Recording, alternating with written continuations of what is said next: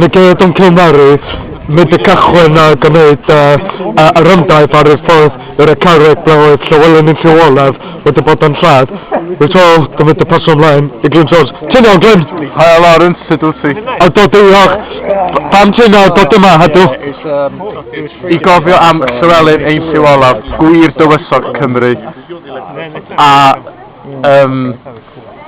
ia, oedd o'n sefyll fel symbol o ryddid a dros Gymru rydd. Ia, dros Gymru rydd a gefyd annibyniad goll dros Gymru.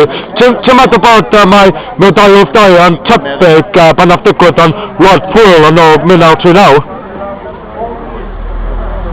Y rhyfel byd, ti'n meddwl? Ia, rhyfel byd, ond ar y safbwynt Lord Pwyl. Wel ia, nath Gwlad Pwyl colli sofraniaeth, ond mae Gwlad Pwyl wedi'w hennill hi'n ôl.